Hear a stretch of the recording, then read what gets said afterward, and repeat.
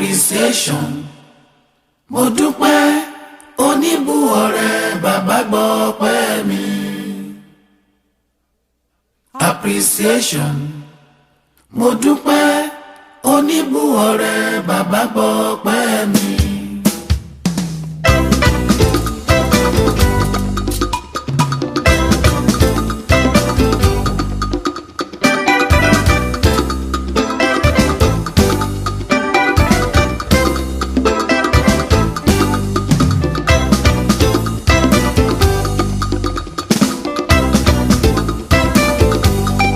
Appreciation mo dúpẹ́ oníbùọ̀rẹ́ bàbá gbọ́ ọpẹ́ mi. Appreciation mo dúpẹ́ oníbùọ̀rẹ́ bàbá gbọ́ ọpẹ́ mi. Bí ènìyàn kan lọ́lọ́run mi rí o, bí ènìyàn kan lọ́lọ́run mi rí, bí ènìyàn kan lọ́lọ́run mi rí o.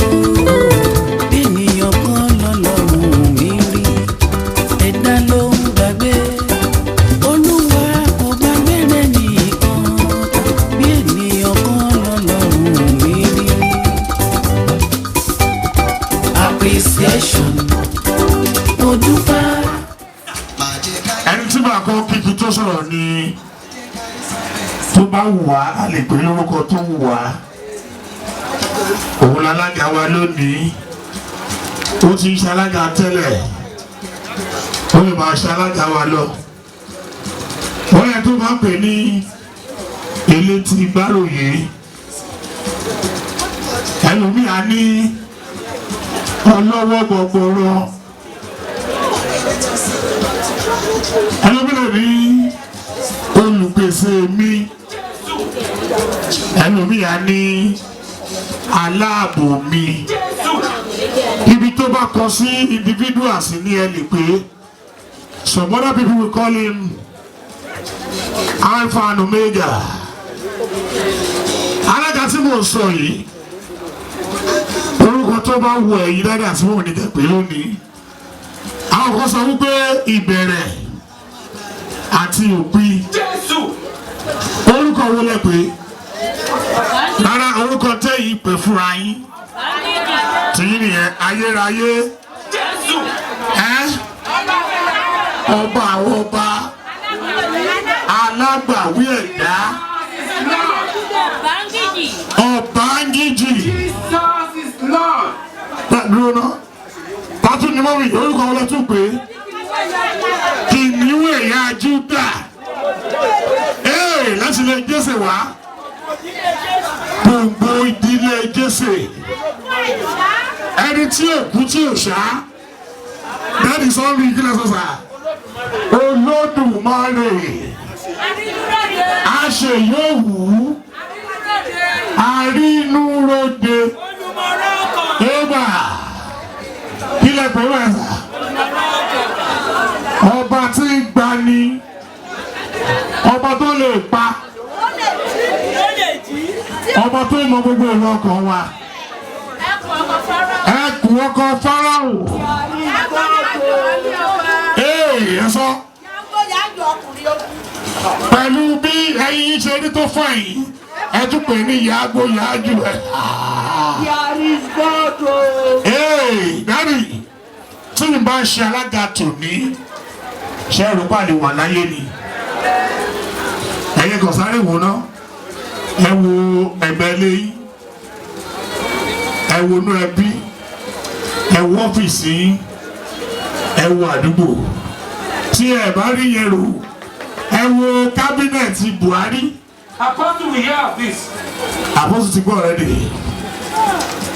Ẹ wo kábínẹ̀tì Àpètì, ẹ wo kábínẹ̀tì Kábíyèsí.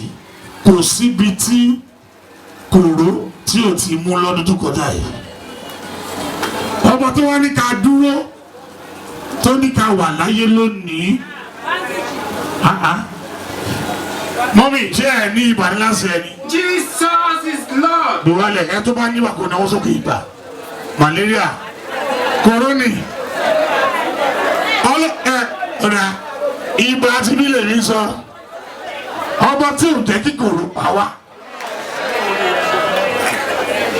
ókè ó dọdún mélòó báyìí tá a ti kúrò lórí oyè àwa ti ìrókò ni mo sọ Takílàjà lójú ọmọ ṣe ń lọ ni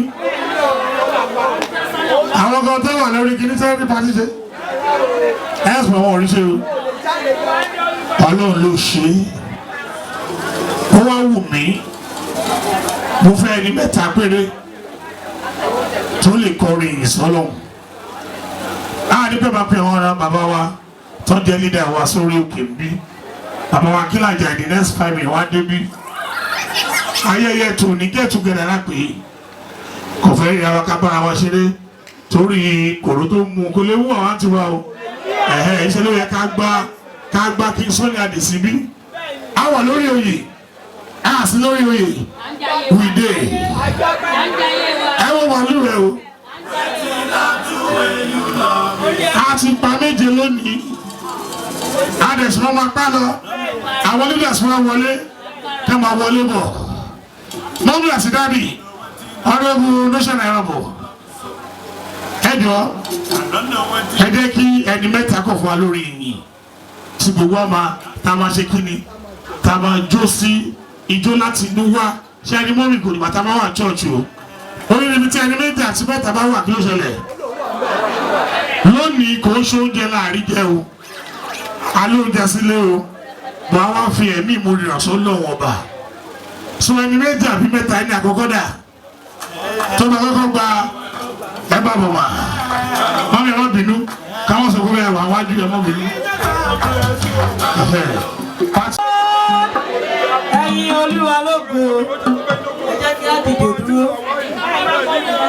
láti inú ọkàn mi mo yìn Olúwa láti inú ọkàn mi o mo yìn Olúwa wíwà láyé mi lónìí kì í ṣe bí mo ṣe wíwà tí mo wà láyé oore ọ̀fẹ́ Jésù mi ni láti inú ọkàn mi o mo yìn Olúwa. Mo yìn Olúwa láti inú ọkàn mi o mo yìn Olúwa wíwà láyé mi lónìí kì í ṣe bí mo ṣe wíwà tí mo wà láyé oore ọ̀fẹ́ Jésù mi ni láti inú ọkàn mi o mo yìn Olúwa. See the Lord is good. There is nothing he cannot do. Come on, see the Lord is good. Come on, see the Lord is good. ẹ jẹ́ mọ́ mi àti dábì púpọ̀ ni wà lójó lọ́rùn bí a rò pé wíwà láàyè wa pé yẹ̀yẹ́ la fi ń ṣe ẹ dìde kẹ́ fi dé sí oh yeah let's go there. Come on, see the Lord is good. Come on, see the Lord is good. There is nothing he cannot do. Come on, see the Lord is good. He gave me victory. He gave me peace of mind. There is nothing he cannot do. Come on, see the Lord is good. Come on, see the Lord.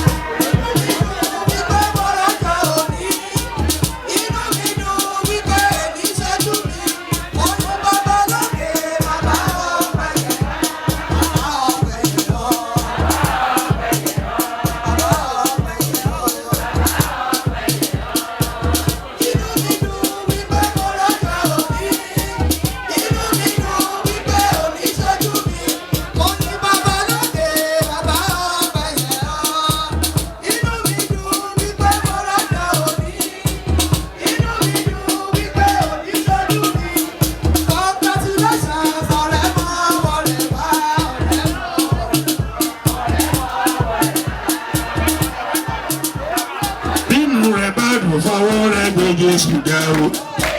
Àtẹwọ́dà tó máa ró ọdún lódún là ń ṣe èèmà. Nínú rẹ̀ bá dùn fọwọ́ rẹ̀ ní Jésù dá o. Àtẹwọ́ kò mi àwọn o.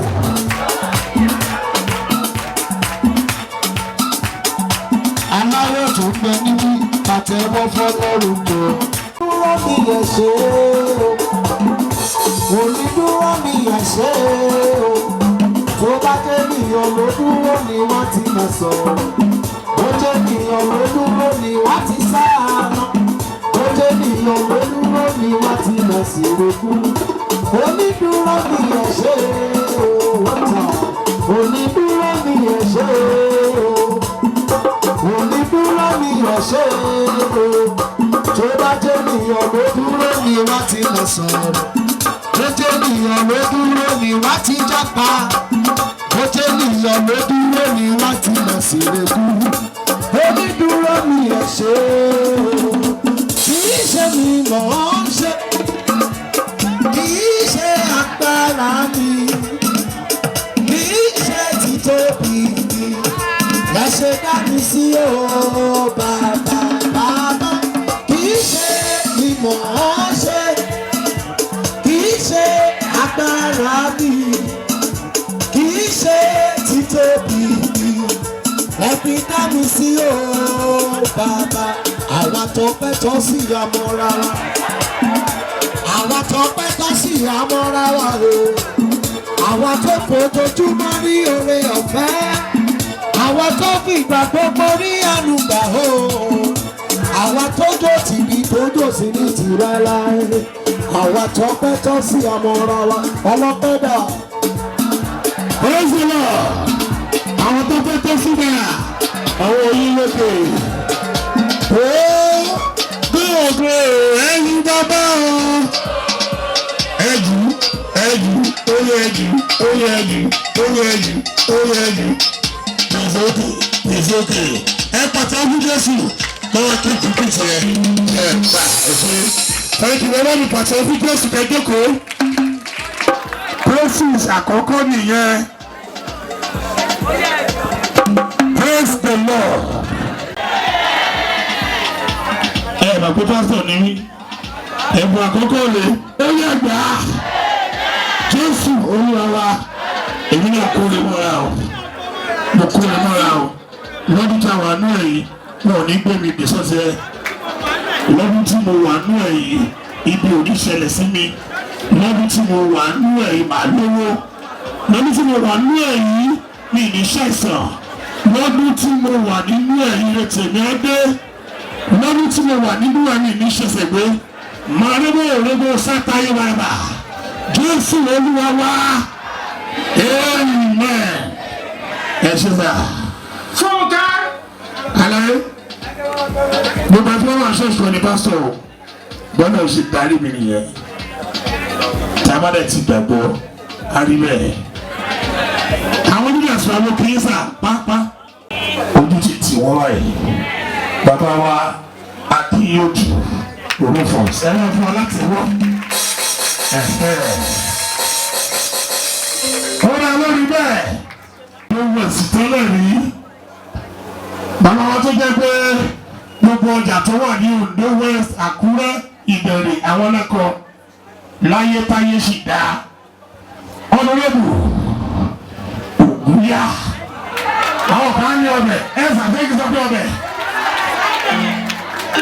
Mi lè sọ pé ọbẹ̀ mi sọ pé ọbẹ̀ o. Ìwà ẹ̀lìdá Ògúnyá.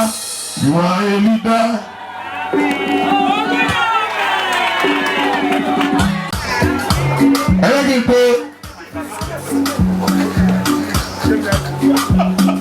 Ẹlẹ́gì pé bàbá wa tó jẹ́ pé ní kò sínú ẹgbẹ́ tí wà tẹ́gbẹ́ yóò wọlé rí. He is a strong politician. Grassrooter. Adúpẹ́ kò lóun mú wọlé lóbi ìgbẹ́ bàbá wa Ọ̀làdẹ̀pọ̀ up national. Ẹ sọ pé national. You are leaders. Ọ̀nà ìbùsọ̀ àtìlẹ́kọ̀ọ́. the former chairman of Ondo East and another political leader, Honorable Charles. And they were like, every shop is left not that they were my mouth. And the person who come back in his head, was okay, Baba. I can't fit Baba Kilaja. From today onward, I fẹ́ gbọ́ Baba Kilaja. Àwọn akíla fẹ́ gbọ́ Honorable Akilaja. Wọ́n mi ẹ̀sọ́ lẹ́yìn.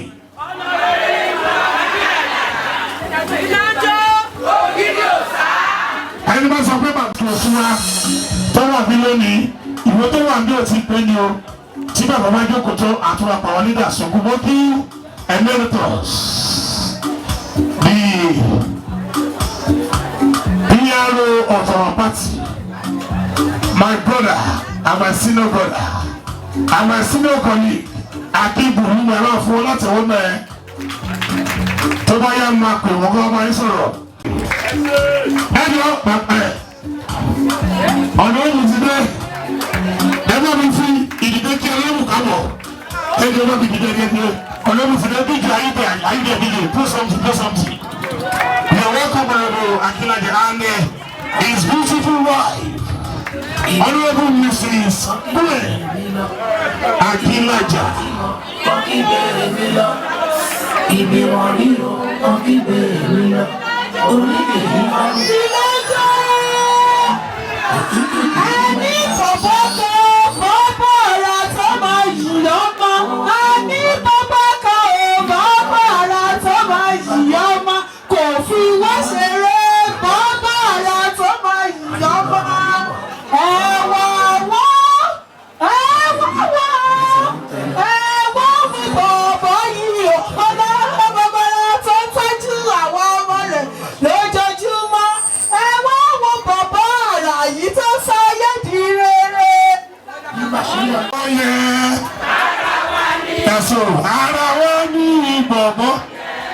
Ara wa ni mo kí àwọn onídàásọ tó wà lẹ́yìn mẹ́yẹn mo kí ọ̀rẹ́bù akíní fẹ́ sí mo kí ọ̀rẹ́bù mímíkò mo kí ẹ̀yìn máa gbórúkọ ni máa gbórúkọ onídàásọ tó wà mẹ́rin so that I will not mo kí ọ̀rẹ́bù láyé Ògúnbóyèrò. No, please let me get the names, please. All our leaders.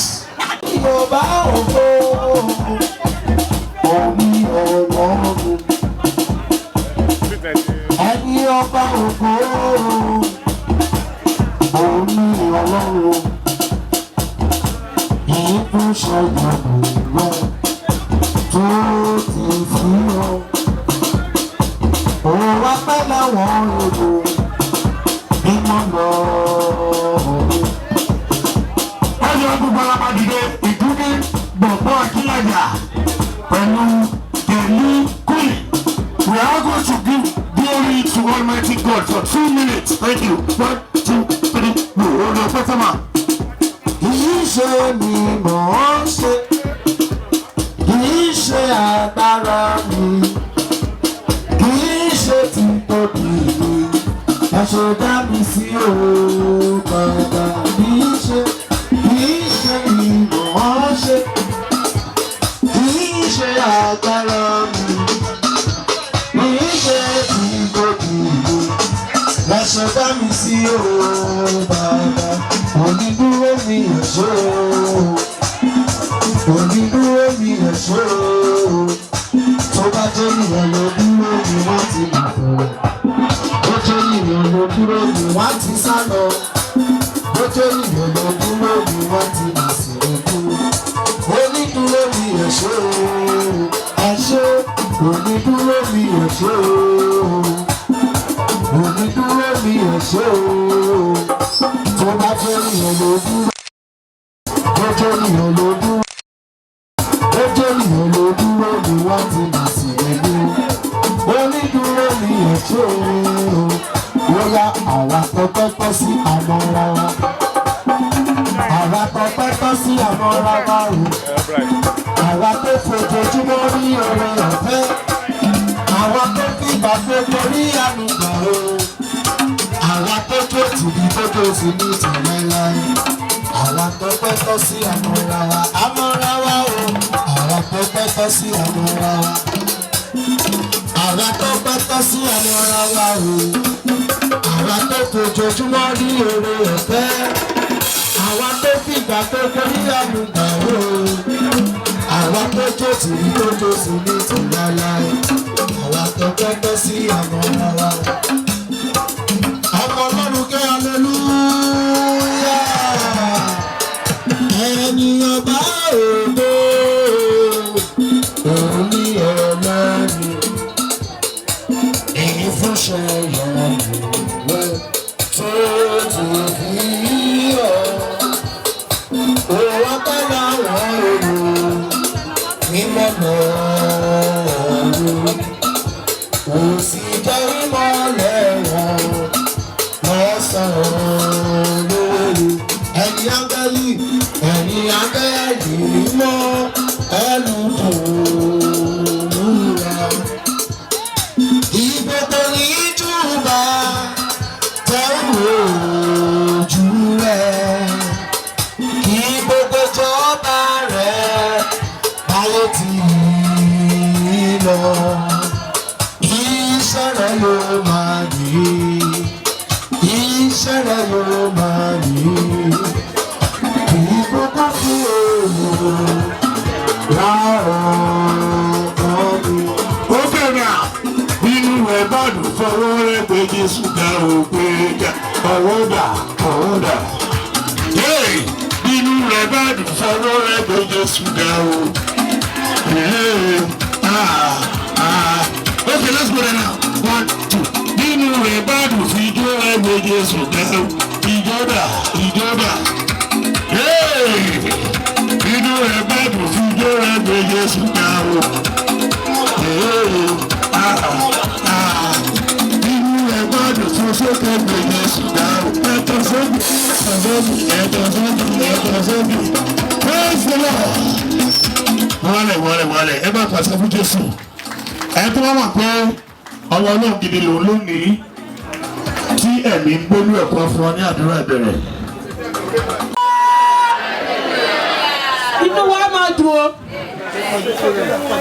ní orúkọ Jésù ní orúkọ ẹ̀jẹ̀ Jésù bàbá mẹ́ta lọ́kan adúpẹ́ àyìnyín agbé orúkọ yín ga nítorí pé ẹ̀yin ni Ọlọ́run tí ẹ kò yí padà Olúwa ẹ gba ọpẹ́ wa Olúwa ọmọ ẹ̀bẹ̀ ọpẹ́ yín wá síwájú yín lónìí nítorí ẹ̀yin Ọlọ́run ẹ dá wa sí di ọjọ́ òní oríṣiríṣi ohun tó ṣẹlẹ̀ ní ọdún tó kọjá ògbólógbò ọdún ní 2020 ṣùgbọ́n ẹ̀yin Ọlọ́run mú wa làájá tọmọtọmọ Olúwa ẹ gba ọpẹ́ wa Olúwa ẹ gba ẹ̀yìn wa a lè ṣe jù bẹ́ẹ̀ lọ ẹ jẹ́ ká máa ṣe àmì àdúrà nítorí òun ni Ọlọ́run dùn inú sí Olúwa dúpẹ́ bẹ̀yìn Ọlọ́run ẹ mú wa la ògbólógbò ọdún yẹn kọjá Olúwa ẹ gba ẹ̀yìn wa nínú ọdún tó kọjá la rí coronavirus ṣùgbọ́n ẹ̀yin Ọlọ́run ẹ jẹ́ kó rí ìkọ̀kọ̀ ṣe lára wa nínú ọdún tó kọjá ní EndSARS dé àṣìta ìbọn kò bà wá Olúwa àwọn tó bà kì í ṣe pé a fi yọ̀ wọ́n bọ̀ a fi ń gbé orúkọ yín ga ni Olúwa ẹ gba ọpẹ́ wa Olúwa ẹ gba ẹ̀yìn wa ẹ̀mí àwọn wòlíì ẹ gba ọpẹ́ wa kìnìún ẹ̀yẹ Júdà ẹ gba ẹ̀yìn wa ọba àwọn ọba alápàgbọ̀gbọ̀rọ̀ ti yọ̀mọ́ náà fún Olúwa ẹ máa ṣeun o Olúwa ẹ ṣe olórí bàbá Akínlàjà nítorí bẹ́ẹ̀ Ọlọ́run pé wọ́n rọ́ ẹ jẹ́ kí bí ó ṣẹlẹ̀ sí wọn lóòótọ́ ọ̀nàrẹ́bù ni wọ́n sì máa dàgbà wọ́n máa fi ọ̀pá tilẹ̀ báyìí ni olórí kan ló kọ́ ó ní arúgbó ọjọ́ arúgbó ti dé káfọ́pá tẹ́lẹ̀ ní káwádé lẹ́sẹ̀ mẹ́ta o arúgbó wùwà o orí gbẹ̀wádé bẹ́ o nítorí gbẹ̀yìn Ọlọ́run ẹ jẹ́ kí ọ̀nàrẹ́bù Akínlàjà ẹ jẹ́ kó ṣẹ́kù ọ̀nà ẹgbà ẹ̀yìn wa tèmi yé mi tí mo fi ń sọ ọ̀rọ̀ yìí ọ̀nàrẹ́bù yóò rìn káàkiri ó ń fá kiri nígbà election ní tójú wọn ń rí kò yé wa àwọn náà sáré kiri tán ń rìn tán ń ṣe gbogbo làkàkà ṣùgbọ́n ẹ̀yin Ọlọ́run ẹ jẹ́ kí ọ̀tá gba ẹ̀mí wọn ẹ mú wọn rìn lọ ẹ mú wọn bọ̀ ẹ mú wọn lọ sí gbogbo ibi òun àti Dr. Olúṣẹ́gun Ramon Mímíkò ẹ fi kú dá wọn lọ́lá Olúwa ẹ gba ẹ̀yìn wa Olúwa nítorí gbẹ̀yìn ń gbé rántí ìdílé wọn tàwọn ọmọ wọn jẹ́ kán gba lẹ́tà ọ̀fọ̀ Olúwa ẹ gbà ẹ̀yìn wa. Ìyàwó wọn ń ta bọ́nbọ́n ayé ò rí wọn gbé ṣe ìlú Àbújá ló ń gbé ibẹ̀ ni coronavirus ti pọ̀ jù jẹ́ kó mú wọn bàbá náà ń lọ́wọ́ bọ̀ Olúwa ẹ gbà ẹ̀yìn wa. Olúwa bàbá yóò ń ṣàánú fún àwọn tí kò ní á tọ́jú wọn ó ń fún wọn lóúnjẹ ó fún wọn ní ọ̀nà láti yè kò fẹ́ jẹ́ kó kù ọmọ Ọlọ́run ilé ò mọ̀ gbọ́dọ̀ bàjẹ́ o bó ṣe ń tọ́jú àwọn aláìní Olúwa máa pèsè fún un gbogbo orí tó ń fún lóúnjẹ orí náà kàn máa rọ̀gbà yíká sí nínú ilé Honorable Akínlàjà o Honorable Akínlàjà ikú ò ní pa yín o nípa lẹ́tà ọ̀fọ̀ ẹrù tí abiyamọ ò kì í tún wọn ò ní gbé ta mọ́ ní ilé gbogbo àdáwọlé yín àti tó ń mí nínú nǹkan ní àtẹ̀yí tí ò ní Olúwa máa ṣàlàbò lé wọn lórí gbogbo ẹ̀dá tó wà bí Olúwa máa ṣàlàbò lé wọn lórí o mọ̀ nígbà lọ́tà ọ̀fọ̀ o ọdún 2021 á jẹ́ ọdún ìtura fún wa o á jẹ́ ọdún oríire fún wa o pátì wa Zenith Labour Party ẹ̀yin Ọlọ́run lẹ́mọ̀ nǹkan tẹ́ máa ṣe nípa ẹ̀ nítorí pé pátì ò gbúdọ̀ di ohun ìgbàgbé ẹ̀yin Ọlọ́run ẹ máa gbé wa dìde Olúwa gbé wa dìde pátì náà Olúwa jí dìde àwọn ayé ìtàwọn onísọkúsọ wọn lọ ṣògbó ti tán fún Dr. Olúṣẹ́gun Ramon ká máa rí ṣe o wọ́n ti wù ká mọ̀ ń ṣe káàdé mọ̀ ń ṣe ní Nàìjíríà ebi ò ní pa wá ọ̀nà Nàìjíríà wa la máa kó o nígbà tá a bá ṣe tán tá a bá fẹ́ lọ Olúwa kó ṣàlàbò lé wa lórí o kó jẹ́ ká délé láyọ̀ gbogbo àwọn leaders wa ó dọwọ́ ẹ máa dáàbò bò wọn Jésù Kristi Olúwa wa àmín. Hallelujah. Àdúrà wọn ti gbà táwọn tẹ̀ sí lórí oyè ọ̀nà tó bẹ̀rẹ̀ sí ní fọwọ́ èèyàn ní empowerment ó ń ra mọ́tò ó ń ṣọ̀nà láìsí lórí oyè wọ́n bí wọ́n ní ṣé ojú ń du àwọn tẹ́lẹ̀ ni tí wọn ò fi jẹ́ kí bàbá yìí dúró síbẹ̀ sọ́rí kí bọ̀bọ̀ yìí dúró síbẹ̀ wọ́n wá èmi ni mo ṣe afúnilọ́rọ́ màá sọ fún ẹ̀ wọ́n wá bẹ̀rẹ̀ wọ́n ní kí n jọ ọ́ wọ́n ní ká ṣe kí ni ká jọ ọ́ kí ẹgbẹ́ wa padà wọ́wọ́ yẹn asọ́lẹ́gbà akí Honorable Akínlàjà káàbọ̀ sí mi Daddy Happy New Year ẹ bá fún ọlẹ́sẹ̀ wọ́n Honorable Joseph Rọlá Akínlàjà yẹn atúkí ìyá wa Happy New Year ma ẹni kí àwọn women leaders méjèèjì woman leader Ondo West and Ondo East ẹni náà ní fún ọ ní àtẹ̀wọ́ ká máa bọ̀ lórí item bíi quickly mo tún pe ìyá wa yèyé oge Rita tẹ́bù yẹn ò pọ̀ ìdí ẹ̀ ní pé tabaníkà ṣe patí gidi ẹ mọ̀ pé a pọ̀ bá ṣe ń yíbò tó ẹgbẹ́ wa ló pọ̀ jù kanopi lámẹ́rin ò lè gbà wá àmọ́ torí tí ìjọba sọ ni a ṣe sọ pé ká ṣe ní ṣe bí o ti mọ ẹlẹ́wà ṣàpọ́n sọ ẹ má bínú àwọn leaders sí àbá ti pè síbi ẹ má bínú sáà àfi sọ wípé ẹ wọ́ tiẹ̀ ẹlẹ́gìn kí àwọn bàbá wa yìí mo kí Honorable Adétúlà ẹ bá fún ọ láti wọ́ thank you sir mo fún kí Honorable Victor Ọlámipẹ̀kun ẹ fún ọ náà láti wọ́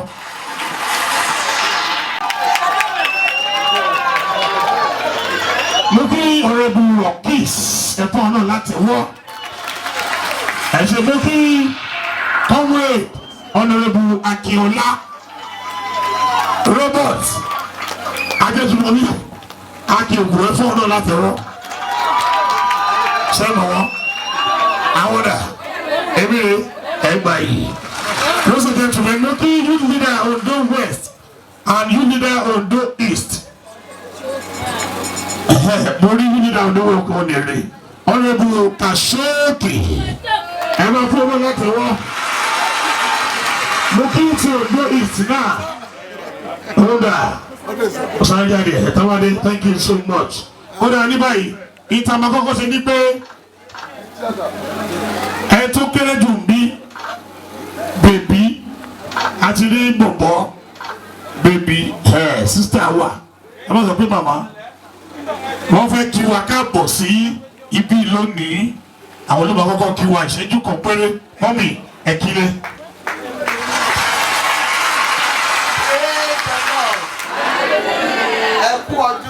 níyì ojú o ní agbára Ọlọ́run gbogbo ìfẹ́ ọkọ̀ wa lọ́lọ́run máa ṣe fún wa a lè máa jèrè gbogbo ọmọ wa lórúkọ ibi tí presence Ọlọ́run ò bá sí ní bára wa ń bẹ̀ Ọlọ́run máa fi ṣọ́ ẹ ṣé o ẹ kú jù. ẹ bá mi fún mi láti wọ́ bí mo ṣe sọ̀rọ̀ alága Ondo West Honorable Jilego wọlé sí gbàgede tá a wà yìí ìtura ẹ̀dínkù bẹ́ẹ̀ sà thank you abẹ́sẹ̀ pápá pani full of our leaders ṣẹ́jú méjì goodwill messages sí àwọn tá a jẹ́ ọmọ ẹgbẹ́ ògùn yá mi ní sọ wípé ọbẹ̀.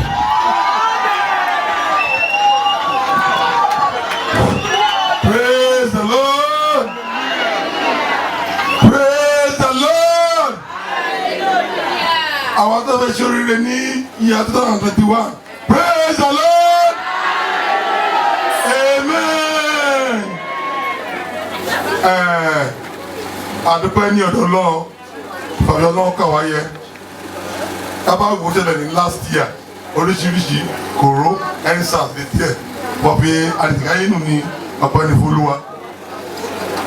And again, I fẹ́ dúpẹ́ ní ọ̀dọ̀ Ọlọ́run because àwọn orílẹ̀ èdè wa 90% of us are politicians. Upon all the odds pẹ̀lú tèmi wọ́n ṣẹlẹ̀ ní dáadáa kò wá because ẹni lóògùn aburú. Ìdìbò fẹ́ nìkan ní mo tún ní àwọn èèyàn wa náà tún jókòó ìní agbára lọ́wọ́ tètè wá jẹ àǹfààní òṣèlú. Àjọ tètè wá yàtí jókòó yìí. Àdán ni etí ná lọ́rí ìtìrí tó àdán ni ó ti rí jẹ́bọ̀ ní ìrí ọ̀nà jẹjẹjẹ ló jẹ tọ́ yàgàn yín rí ọ̀nà adá ìjì wọn àwọn ayé ti rí àwọn máa sọ̀rọ̀ tí nù ní fọ̀bí àtẹ tí jókòó nù ní àtúpọ̀ tẹ yín àti ní hope for the best lágbára lọ ní ọdún yìí wá dédé owó sọnù ní ọwọ́ wa dédé àgbàpadà yìí o àyẹ̀wò kí wọn a máa kó ọdún o àkúyèdún o ní ọdún ẹni rógún àìsàn o àríjà àrímú o à ń ṣe o lọ́kọ̀ Jésù Kristi Olúwa wa. ẹ máa fún ọ láti wọ́ àwọn leaders wọ́n ṣe wọlé bọ̀ ní we need more chairs Kashoki abeg we need more chairs.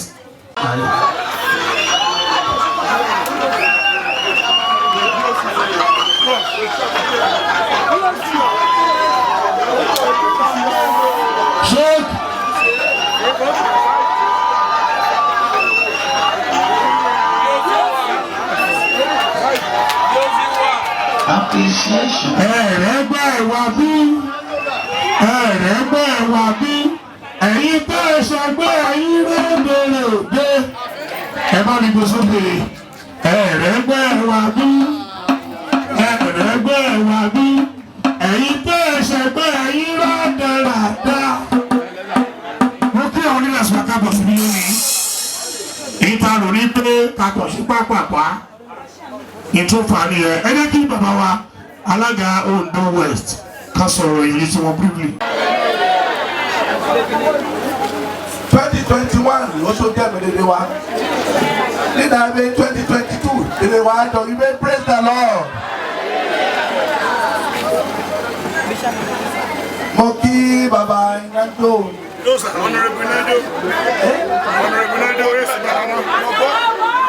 mo kí honorable comrade Akínàjàsà mo ń tọ̀wọ̀tọ̀wọ̀ pé ó kọ́ ẹ because I have to do like that but demand well thank God for your life sir. Mọ́mì ẹ ṣe ẹ kú àdúró ti bàbá o agbára Ọlọ́run ní fi kankan dá ìdí lójúnú àyè méjèèjì ẹ dàgbà ẹ dògbó ẹ fọwọ́ pa ewu mo kí àwọn leaders wa ọ̀yà ẹ̀ tẹ̀lé my dear brother national you are welcome by Akínmojú you are welcome brother mi mo kí wọn o honourable Oguya GOC of our time other eminent leaders of this party mo dúpẹ́ ní wọn Zenith Labour Party à ń ṣèjà yẹ gbàgbé ọlọ́run àgbàgbé wọn àkàpé yóò dé ọ̀gá wa bá fi látó pèsè lọ́gà àwọn ìdá ìgbé abẹ́sẹ̀ praise the Lord wọ́n dúpẹ́ lọ́wọ́ wọn fi àpè wọ́n fi hàn wá ẹ ṣe bí wọ́n jẹ nínú wọn lọ́dọ̀ hàn wá wọ́n ìfẹ́ yà ní sípàtì àti respect yí ọ̀pọ̀lọpọ̀ náà wá lànà sí bàbá. Hello, don't misquote me. My own special way of respecting that right from time to call him that. I think I will continue to call him that. It's honorable. I am not treating that as anything. You understand? If we are to see honorable one, our former MA child that is going to a higher place. Why? Hello? Àgbàyà ti gbọ́dọ̀ ṣòṣèlú dápé wọ́n lókà dé wọ́n dùn àtàwọn ọ̀dọ́ ẹ̀dùn ní lọ. Kàmúsọ. Agbára náà náà bá ti gbé wọn tàwọn ká gbá ìdáhùn ẹni mọ́nu wọ́n ṣe wọ́n o. Gẹ́gẹ́ àwọn leaders ní àtúntò Nàìjíríà don't think for one or two things dín náà wà lẹ́dùn. They ṣe dáná wà lẹ́dùn tó mímọ̀ ikú ọmọ náà. I lose election. Is that not true? Wọ́n lose ìhọ́nà wa o. Àwọn wíìnì pẹ̀lú tìjú o. Ẹ lè celebrate yẹ. Iná wíńdò. Èdè ẹ̀rọ wọn ò ṣòṣe rọ̀ wá hàn. Hallelujah. Ó dájú fọ̀ fi. Ṣé ló kàn ya ọ̀gá wa tó ní kí mi gbọ̀ kàn? Wọ́n lè kí yóò lọ ibò fẹ́ lọ sí. Tó bá ti ní determination bò fẹ́ lọ wákà gbàdúrà tó lè fún bẹ̀. Ṣùgbọ́n wọ́n lè kọ agenda wọn lọ́wọ́. Hello. Ọlọ́run máa gbà àti àkókò yá àfubẹ̀ náà ìpẹ́ òun náà àfulẹ̀ lé nínú ẹ̀yìn o àbọ̀kan ọba lẹ́wọ̀ adáwọ̀ aṣùmọ̀dọ́ thank you very much our honourable thank you sir. A dúpẹ́ ní ẹ̀dọ̀ Ọlọ́run a lè dúpẹ́ ní ọwọ́ ọba lọ́wọ́ honourable Akínlàjà àti màmá wa àti àwọn leaders wa a dúpẹ́ gidigidi ní ọwọ́ Ọlọ́run fọ̀ yìí Ọlọ́run ti bá wa ṣe kò ilẹ̀ fẹ́. Ó lè ní alẹ́ ní wàhálà díẹ̀ to me personally ló ti mọ̀ fún èsì Ọlọ́run ṣe lè ṣe Ọlọ́run ti bẹ̀ sí gbé wa dìde tábà tí mo bójú ẹ̀yìn mo rọnà mi. Iná mẹ́tò mi yé. Báwa Akínlàjà is our father right from onset láti mọ̀ ọ̀yìn ní agbára Ọlọ́run kò gan ṣọlọ́ àkàbáwa gbéga yìí o. Ṣé ní irúkọ ayé ẹ̀dẹ̀ ní irúkọ ọmọ Ọlọ́run tí àbáwa lọ́ra ẹ̀mí ẹ̀. Àwọn leaders wa gbèdé pátá ìṣì honourable Oguya, honourable Awo and all others are for years. They stand by him. Dr. Rahman Mimiko, which we even come to be our great leader at the reform now. We are going to do it again. I prefer to our journey for ìdámọ̀tì ẹ̀fọ́ àgbàgbé ara wa inú wádìí ètò tọ́jú wa nígbà Ọlọ́run ṣe ṣe tọ́jú ẹ̀ Ọlọ́run àtọ́jú ẹ̀ because we have to appreciate him in all things ṣòwò ìṣẹ̀bẹ̀ ọ̀nà òun ẹlẹ́kàbọ̀ ihun ọ̀nà òun ẹlẹ́kàbọ̀ ihẹ̀ ṣùgbọ́n ibi wọn Ọlọ́run ti ṣe ó ti ṣe tán nígbà Ọlọ́run ìdí àdìbàjẹ́ o àjọ and then never to be àwọn ṣe instance because we are talking of the kingdom. Ní agbá Ọlọ́run èdè mi rẹ̀ wá o. Sentiment apart, we are one. Bàbá èmú ọ̀kan bọ̀ kan nú o. Because èjì náà wá, ibùn kan nú wọ́ọ̀ ní ìdòwò pè wá. Generally, bí o máa fẹ́ ṣe kí ní iye ẹ̀fọ́ ìgbéyàwó nìkan rí bọ̀ kan. Bí ṣe àṣẹ tó kókó ìdàyẹ̀ wá dé. Ẹ̀fọ́ ọ̀nùkan ni ló wà láti bọ̀. Ẹ̀fọ́ ọ̀nùkan ó wà láti ọmọ. Ìgbà àdúgbò ní ẹ̀dọ̀ Ọlọ́run. Ìdáàtúbọ̀ ká yẹ wá sí ní o. Nígbà Ọlọ́run àti ìdẹ́kṣà yẹn fún bọ̀ àwa mú ìní ẹ̀ yìí. Láyé tí wọ́n kọ yẹ wọ́n mú agbára yìí ṣùgbọ́n Ọlọ́run ti wọ́n lọ. Ojú èdè ní tiwa o. Láti wí àgbẹ̀. Ẹ̀rọ àpàtẹ fún wọn. Ẹnu iṣẹ́ màá láti gbọ́ ìlú mi lálá àti èmi ni mo kò rí pé wọ́n gbé adé kan lọ, wọ́n gbé lọ. Akẹ́gbẹ́ padà akẹ́bẹ̀ sí rẹ̀ kádédé òǹdó kẹ́rẹ́ká. Akẹ́wò Mímíkò. Akẹ́wò Akínlàjà. Akẹ́wò mi náà wọ́n yà ni wọ́n bẹ̀ ayé dẹ́. Akẹ́gbẹ́ adé ìdíwọ́ ẹ̀rọ gbà. Èèyàn méjì ló kù kí tó pe bàbá torí àkókò wa. Ẹ̀rẹ́ kí ọ̀dọ́rẹ́wò kí tó pe Akíbùlùmá. Ẹ̀rẹ́ kí pe àwọn leaders wa náà the national. Ẹ̀rọ wa kìlẹ̀ lẹ́yìn national. Wàá fún bàbá wa jí ó sì rẹ̀ bàbá. Ọ̀rọ̀ mi pọ̀ bọ̀dé mo níbi líbọ̀ fi ní agbá Jésù. Dèdè wọn fẹ́ Ọlọ́run ti ṣíkò ayé. and by God grace àwọn ènìyàn kan bọ̀ fi ọdún kan kú politically èso ní ikú politically ní agbára Jésù by next year this year not next year because a ti gbàdúrà bàbá a ti gbàdúrà for fi kòró ẹ̀rí a ti gbàdúrà fi ensas ní ìkàyé owó ìkànnì for fi dáná ìfẹ́ ara wa ìfẹ́ òun ẹ̀ṣẹ̀ politics yìí èsì ìwé jẹ́ ìjàmọ́ then àmọ́dá ẹ̀ka ṣe ọ̀tẹ̀ ní àárín ara wa bàbá ti lé council yẹn déédéé bẹ́fẹ́ òun ọlọ́run dé àmúwá fún bẹ́ẹ̀ and this year ní agbára lọ́run mẹ́mí ìbá ọ̀tẹ̀ òun ní bọ̀ fi very soon because àlejò àìmọ̀ ní opportunity àti bá àwọn ara wa tó bọ̀ ìjàmbá rí àyè òun ẹ̀ ṣe àyè àrí àyè ló ní abẹ́jà jáde by God grace àwa ló kàn yí o kí ló kàn àwa ló kàn tàbí àwa ló kàn yí ẹni ẹ̀lẹ́tọ̀ yẹn máa ti fẹ́ ṣe náà ló east or west àwa wíìnì ẹ̀ kúkú níbi tó wàá wíìnì ẹ̀ kò fẹ́ dà ní bìlíìfù yẹn but one thing ni wọ̀nyí amọ̀dá ṣe ọ̀tẹ̀ amọ̀dá jà amọ̀dá bú àwa wa whoever ọdún wa jáde inú tán ló jáde inú sì ló jáde ní anywhere dáadé bìlíìfù bí inú gúrùpù kan náà yóò lè di wájú ọ̀gá amọ̀dá bú anybody o praise God ọlọ́ọ̀dẹ amúnàdá ayé o.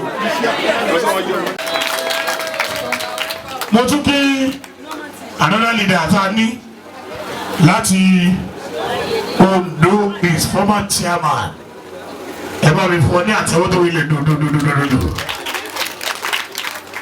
kódà ọ̀rọ̀ là ń sọ bọ̀ àní bọ̀rọ̀ lọ àwọn leaders mi tún wọlé please permit me to just speak one or two also lẹ́yìn yẹn àgbọ̀ láti ẹnu bọ̀bọ̀ Akínlàjà ọ̀rẹ́ máa tún pẹ́ ní bàbá bẹ́ẹ̀ ní fọ ogun lọ́sùn tó tún ẹ Honorable Shanks 2 minutes. ẹ̀gí jí ó sì mú kí ẹ wo ìbí mú kí ẹ ní ìkí bàbá. lówó ìfún mi pé mo ti pààyàn rẹ báyìí mú. bàbá mú kí ẹ ò wà dàgbó wòdì àpẹ́ kò wá o. ọ̀fọ̀ kàn mú gbọ́ ní ìdìmẹ́wọ̀ bí fìwọ̀n ẹ̀bẹ̀ ti fẹ́ ní Ondo East Ondo West fi ẹ̀yìn bẹ́yì mo di yẹn mú iná mo dùn sí. kéèfà kẹ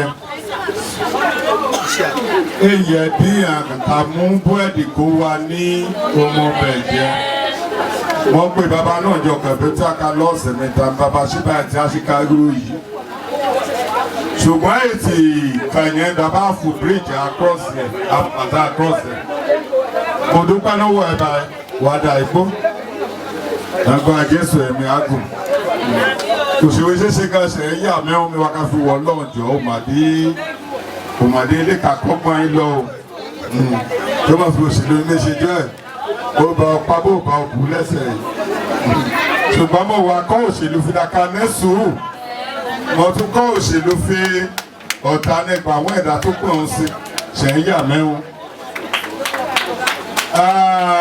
Bàbá ní òun ṣe ẹ̀ẹ̀mejì okú ọbẹ̀ kò wà bó wa ṣùgbọ́n bàbá ètò tí ẹ̀ ń jókòó pò ní bá ti rí àwọn oná yìí bàbá ṣe ń po ohun ìlú ṣe dédé ẹbẹ́ tí lọ ẹ lágbájá sẹ́rẹ̀ bàbá Akínlàjà ṣé máa fi mi yọ̀ọ̀dì alẹ́ àti kéèlì máa títí ìyẹn ìdúró bàbá Akínlàjà ò ṣe bóyá àwọ̀ ọ̀nà ọjà àwọ̀ ọ̀dùtù bàbá Akínlàjà ò ṣe yìí o so mà ń yí èèyàn gidi yàbá náà tí a bá gbé kónú ọlẹ́ àdágbé kónú bá bí èèyàn ló lé ga lótú kaná wọ́n fúlí ẹ̀ ní àjẹta báyìí ló ṣe mí bàbá gòkè mi pẹ́yọ ti pọ̀ jù. Honorable Gòkè ẹ ṣe bàbá mọ́. ok the boy gòkè the boy gòkè àìná ẹ̀ sí mu àfi yẹ̀dẹ̀ tún yọ dìbò ìnẹ́hùn mọ kó bẹ̀ mọ́ lọ sólè mi ṣùgbọ́n wọn ẹbẹ̀ lọ fúnni fọ ìdí ọlọ́run lójó ọdún mú ẹ̀mí gígùn àtàlàáfíà kù. ìbá ṣe bó ṣe jáde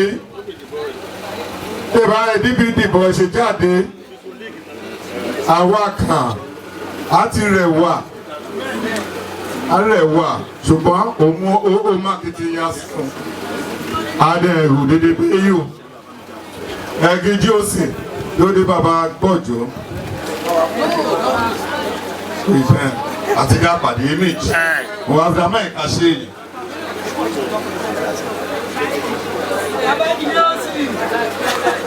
alẹ́ o àdúrà wa lẹ́ẹ̀mí gígùn àgbàdúrà tó ẹ̀ lè gbàdúrà ọ̀rọ̀ pẹ̀ tó ti lọ́rọ̀ èsù ìfẹ́ náà yẹ ẹ̀dọ́ náà ṣáà ti ṣe wóde làwọ́ ṣùgbọ́n dẹ́mẹ̀ ẹ̀kùn láti ká làwọ́ sí. èdè ní ẹ̀rọ bá pè é fi bàbá òmò bá wà láṣojú wa ní gbogbo àbí ọ̀dà àrùn ogún nà wọ́n fi òun ẹ̀ fi wọ dìbò ìbí yìí wọ́n wò ti dà igbó ọlọ́dẹ àdòdó ẹ̀ ṣe o bàbá ìbò ilé ẹ̀ ti ná owó nà ẹ̀ àtàn o nàgbà lọ ayẹ ẹ̀fọn ìjẹ ó ní àkàfẹ́ ẹ̀ sí o àkàfẹ́ ẹ̀ sí inú akadòdò bá ti rí ẹ o wé asún o èso lè ní ìyá wọn o àkó ọdún mo kí àwọn èèyàn wá dédé mo kí wọn àkó àdúró tì o ọlọ́ọ̀ni lójú tì wọ́n o ọ̀pọ̀lọpọ̀ rẹ̀ bá ti gbé àkójọ bá ti ṣe election bẹ́ẹ̀ bá ti rí bó ṣe ní ìṣọ̀rá fún ìṣọ̀rá sáré yóò rí bẹ̀bẹ̀ òye jẹ wọ́n yóò dẹ̀ tẹ̀lé wọn òye jẹ wọ́n àwọn abẹ́ mo máa fi ajẹ ráìsì ń gbé lónìí adé ajẹran adé amúhún ọ̀nà àṣelúfẹ̀ yìí ẹ̀rọ náà gbá o ọlọ́ọ̀ nílò rẹ̀ bàbá wọ́n bẹ̀ wá bá dúró sí àdàdo ibẹ̀ àmọ́dò súnwa àmọ́dò àfi àgbẹ́jù torí àwàdà àjọ ọ̀rọ̀ ilẹ̀ náà lórúkọ Jésù Kristi Olúwa wa àṣẹ o. ẹ bá mi fún wọn láti owó tó rẹ̀ dùdù pásítọ̀ Fáníkúlọ mi ìdárúkọ wọn lẹ́kọ̀ọ́ former chairman of the week àwọn ní pásítọ̀. mo kí àwọn èèyàn wa dédé o.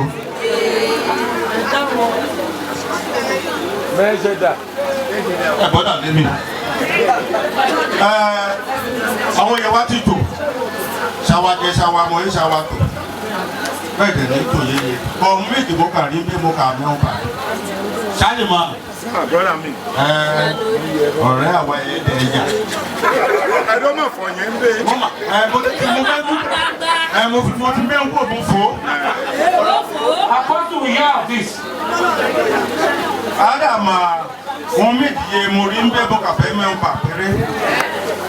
Dédé àwa wípé pátá èso ní ìṣàn ìjẹ ráìsì nàná ìjẹ̀nà ìjẹta.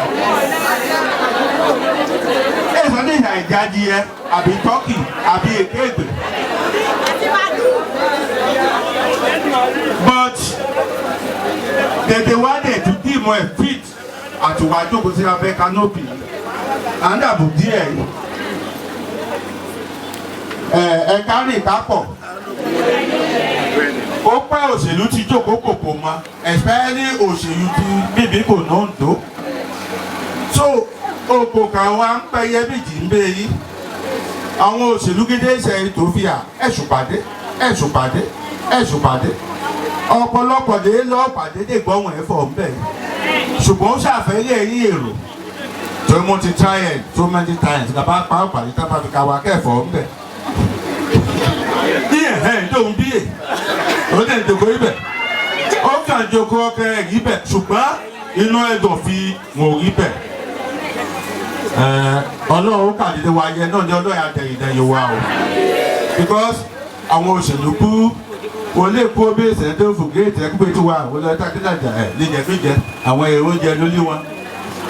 ṣe ẹ̀ ń wo sàn wo ṣe yìí àwọn ọdún kan bẹ́ẹ̀ yóò pẹ́ bó ti rí mọ́. tẹ́ẹ̀bá wá bí ẹ̀ níra wíwá wá ẹgbẹ́ yìí ọ̀pọ̀lọpọ̀ ọ̀rọ̀ ó ti àlọ́jẹ́ yìí àwa wá àrọ́ ni a bá yẹ tó rẹ̀ kò fẹ́ rẹ̀ lọ́dọ̀ ilé ṣòṣèlú ló kẹ́ ẹ ṣe kòkò ní agbára lọ́wọ́ ibi àpàwá o so ṣe òjijì awájẹ èdè ṣe ọtẹ́ by the way àwọn ẹ̀ but for fi mo ti pẹ̀lú agbo mímí kò rí mo ti rí dé ṣàtìyẹ ṣe ọdún kọjá tá a ti bẹ̀ ọdún ẹ̀ ọlọ́run dà lọ́ra ẹ̀dùn wa dédé àdàkàṣe lọ o ó ti lọ kọ́íkọ́í ṣùgbọ́n mo máa fi èso yìí gbóná dé ṣe tutù ìjọ wọn bá tutù fọ̀dọ̀ wa àbọ̀ ọ̀nà kẹ̀ṣọ́ ṣàfáàrí o èèyàn mo rí òkè yìí mo rí kẹ̀ òun ní tí ọ̀rẹ́ mi ojókòó yìí níìkì mi wá mo fẹ́ wọ̀lí pé mójú fẹ́ mẹ́tẹ̀ẹ̀tẹ̀ rí bọ́ọ̀lì mú àárín kẹ̀ mo fi òkè wà kó mi wọ́n fi bó ṣe yẹ rí èèyàn let me tell you òṣèlú àwọn èèyàn ṣe yìí ọdún wọn ẹ̀ ṣìkà gẹ́gẹ́ ṣe òṣèlú òwe tó fẹ́ kó yìí bẹ́ẹ̀ ibi GOC ìmúdàgbà báyìí àbúrò àkàṣọ sójà ọ̀hún yìí mo lè ní ẹ̀dá ya ẹ̀ ṣùgbọ́n ẹ̀ ṣe ọ̀ríjínà bàbá yẹn pè ó pé méjì ní àdéhùn wọn ọ̀nù wọn èé pè bàbá ó ń dá oyè bò ọ́ ni yóò dùn ún lọ ṣùgbọ́n ní kó wàá fún òṣèlú àwọn kan wà sọ́dà oríire yìí o àyọ̀ ti dàgbà yìí o adé ìrànlẹ́wọ̀n mọ́tò kàjù mọ́tò méjì dùn ún wọn mímí kó yà dàgbà yìí mímí kó yà dàgbà yìí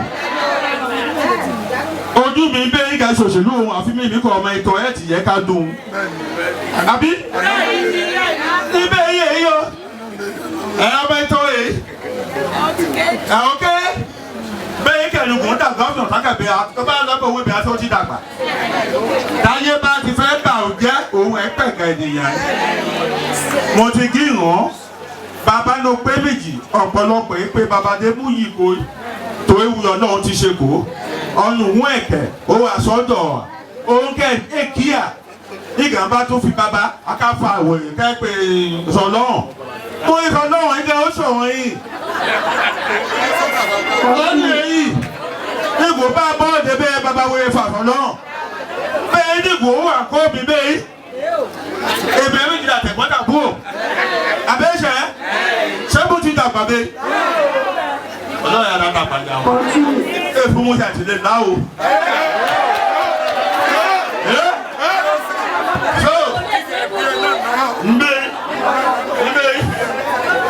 The same thing, Honorable Akilajaye. This man seated here, most of us able and that is why they say different things about him. But our own more,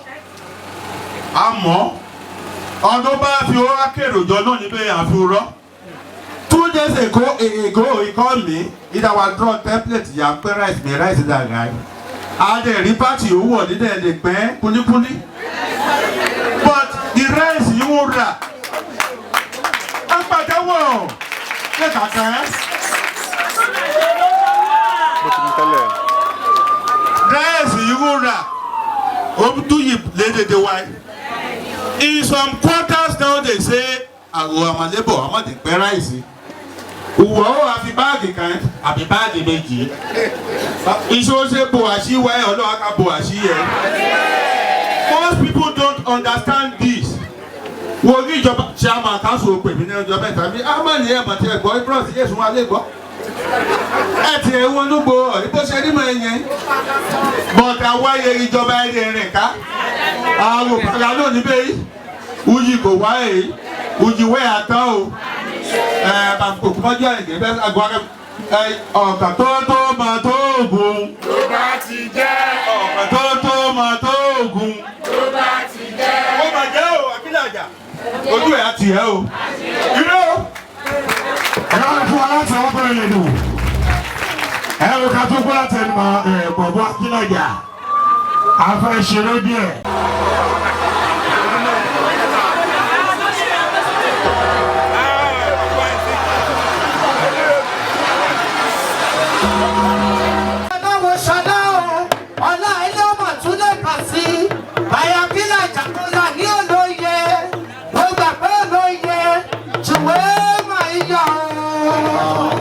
Only try to do so now.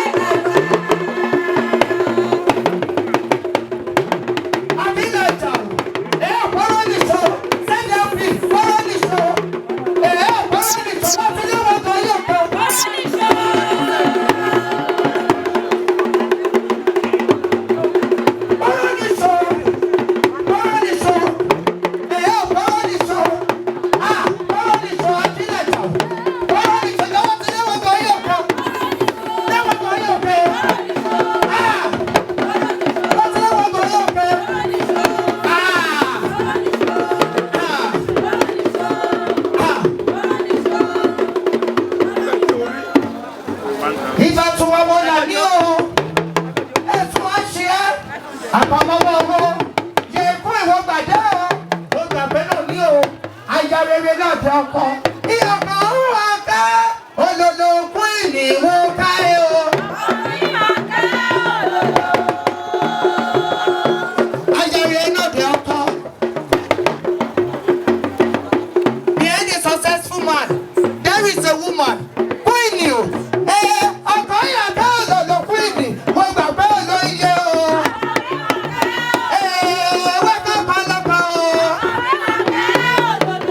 Wake up,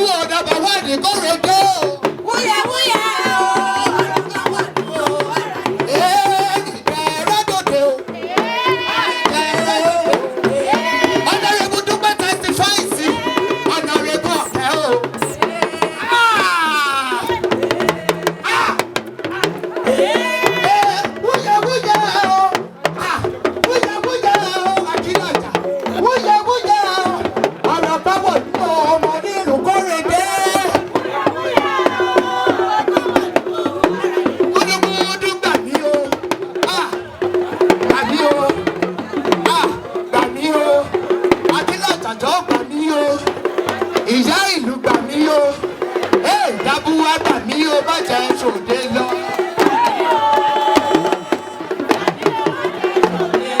Bàá o má jẹ́ sòde lọ. Akílájà o. Gbà mí o má jẹ́ sòde. Akílájà èyí o ẹgbẹ́ o. Èyí o ẹgbẹ́ o kẹ́ o. Èyí o ẹgbẹ́ o kẹ́ o. Èyí o ẹgbẹ́ o kẹ́ o. Èyí o ẹgbẹ́ o kẹ́ o. Ó tún yé wọn á pẹ́, bàtà làmọ̀ ó ti lọ. Ọmọ ọlọ́run kò ní ṣaláì lòkè, ibi gíga làjẹ̀ ẹ́.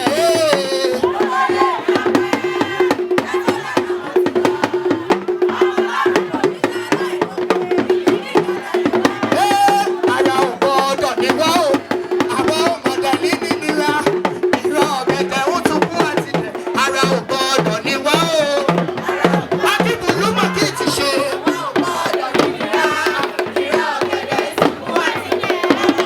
Ìjìnlẹ̀ jù kí ti ṣe, ara ò gbọ́dọ̀ ní ẹ́ o.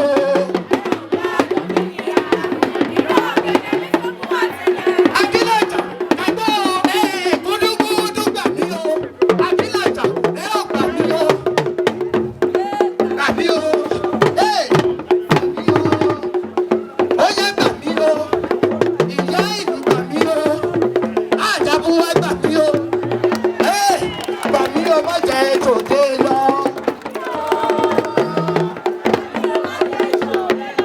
Oge o, oge o. Oge o, oge mi ò ní o.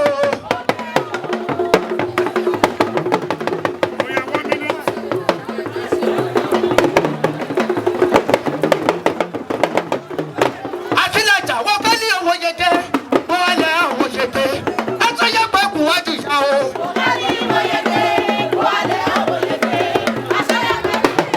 Bá a.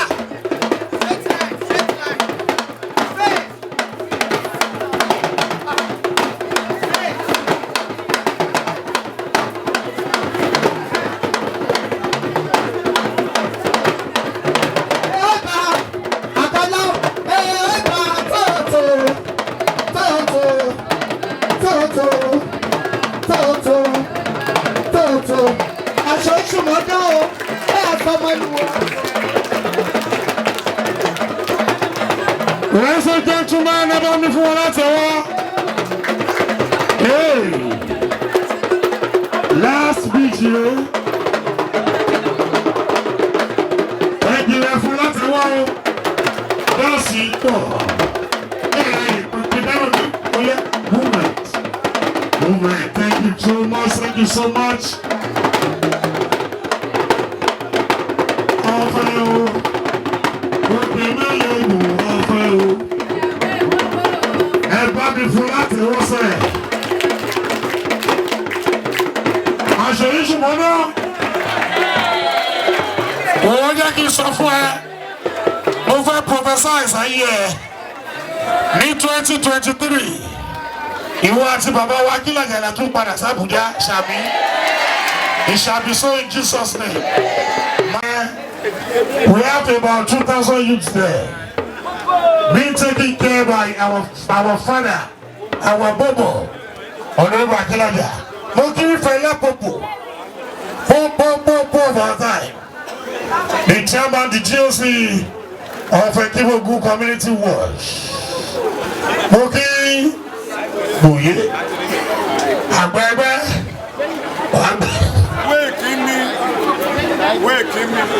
ọ̀rọ̀ ẹ̀rọ kì í fún microphone kì í gbé fún obìnrin láàrin wa. Let's hear from a woman. From there our father will talk and I will introduce a comedian, Honorable Akiboluma. Or let me give it to our sister, Honorable Rita Afonlatewo, Yeye Oge of Africa.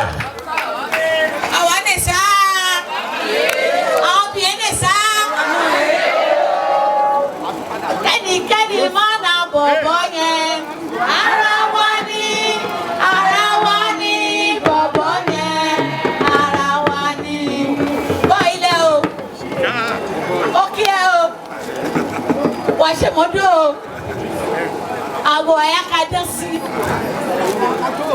abiyamọ kí wọ́n o iná mọ́ dùn bí mo ṣe rí abiyamọ ní àjọpọ̀ lẹ́lẹ́lẹ́lẹ́lẹ́ mo mọ̀ kọ́kọ́ fọ́ ní gìmọ̀ fún bẹ́ẹ̀ yẹn mi ẹgbẹ́ wáyé ẹgbẹ́ olóríire ẹgbẹ́ ìfẹ́ ẹgbẹ́ ayọ̀ láti jẹ́ mo ti mọ ẹgbẹ́ wáyé ẹ̀ ti pẹ̀dé yìí ẹgbẹ́ wáyé ẹ̀ àpàdé o iná mọ́ dùn o ẹ̀sìn gbòónì ló ṣe ní tó ẹ̀sìn ṣe àsìkò rẹ̀ ló ṣe ní tó ibà bọ̀bọ̀ Akínlàjà ló bá ti pẹ́ bẹ́ẹ̀ dèdè wá di àpẹ́ wọ́n lórí ìtúnṣe ìrókò of our time lọ́wọ́ ṣe ṣá èkìkẹ́ náà bẹ́ẹ̀ dèdè wá di àpẹ́ pẹ́ ìfẹ́ ọmọ ẹ̀jẹ̀ iná mọ́ dùn fi ànífẹ́ láti ward 1 títí fún 12 Ondo West láti ward 1 títí fún 10 Ondo East ìfẹ́ yẹn lọ́ọ́ mú kò wá àparẹ́ o ṣìnà wá ká dùn yín o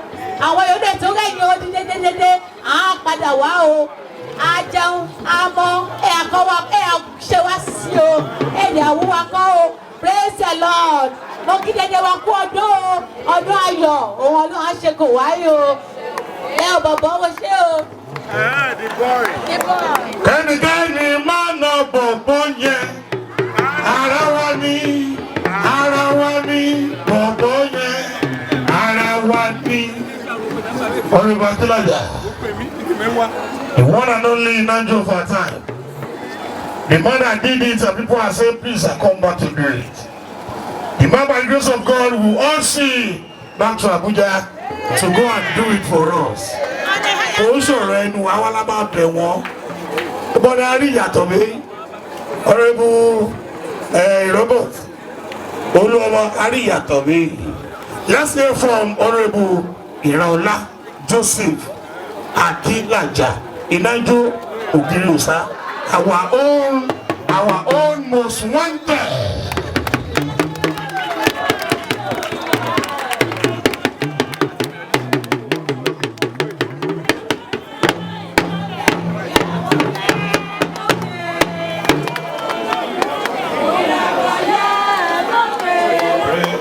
Praise the Lord. Praise the Lord.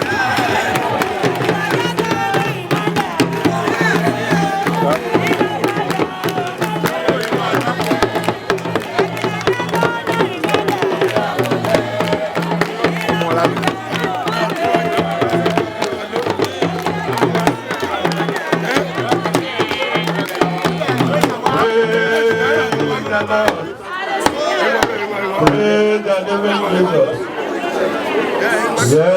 Jesus. Greater Nigeria. Mo kí dédé wa. Kí wọ́n ní orúkọ Ọlọ́run lè dùn máa rẹ̀. Àrí ìrọ̀ ìlà. Ọlọ́wọ́ gbọgbọrọ tí ń yọmọ rẹ̀ lọ́sùn ayé. Ọ̀gbàgbà tí ń gbàrà àdúgbò. Gbogbo ìjà kí ẹ̀rú bá oníjà. Bàǹtàbàǹtà náà lá. Bàǹtàbàǹtà náà. Ó jókòó ó fi ọ̀run ṣe ìjókòó. Ó fi ayé fi àkótí ìsìnkà. Kábíyèsí Olódùmarè. Wọ́n kí wọ́n júbà o. Wọ́n júbà o. Wọ́n júbà o. Wọ́n kí wọ́n ní orúkọ lídà wa, aṣojú wa, ìyẹ́pẹ̀ wọn, Dr. Olúṣẹ́gun Àbáyọ̀mí, Ọlọ́run ò jẹ́, mímí kò, ẹ̀dẹ́ kí dédé wa o. Ìrókò yìí jọ. Ìrókò yìí jọ. Lídà wa kan náà, ọjọ́ fi dé kí wọn. Dr. Kẹ́hìndé, Dr. Kẹ́hìndé dé kí wọn.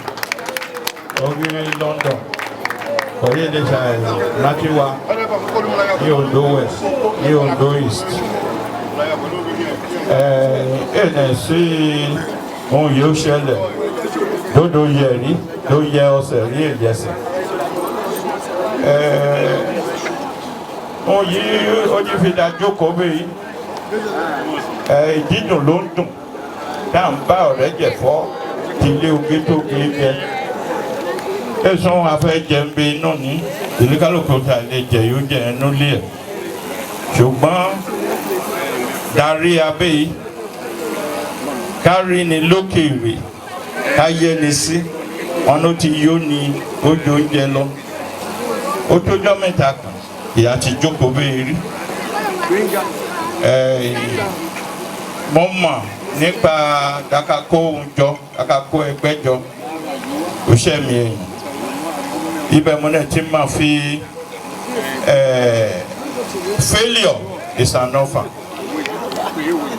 but success ẹni bá ẹni yé ní ìpamọ́ ìbá ní rapò ní kẹlẹ́ ọlọ́run yé àdá failure èèyàn selection ló má wọlé ló pe èrò níṣẹ́jú lẹ́yìn wákàtí mẹ́fà rírò rẹ̀ ti pọ̀ pé àdúpẹ́ ní ọwọ́ ọlọ́run Olódùmarè àdẹ̀tọ́ dúpẹ́ ní ọwọ́ wọn fún ìfọkàntán kéṣe dí èmi Joseph Ìrànlá Akínlàjà yẹn pé òun young boy yẹn pé òun bàbá bí mo dúró tì Dr. Olúṣẹ́gun Àbáyọ̀mí Mímíkò Dr. Àbáyọ̀mí Mímíkò ó dàbí sọ́nà yìí á bí ní àsìkò yìí àsìkò ẹ̀dẹ̀ ti tó so ohun yìí ń ṣe èyí ọ̀pọ̀lọpọ̀ ènìyàn ó dàbí sí Jésù Kristi nígbọ̀n ráyé ó làjọ afọ́jú ó yà rọrùn nípa ọ̀rọ̀ rẹ̀ ó kó ó jí òkú dìde síbẹ̀síbẹ̀ àwọn èèyàn kó ọmọ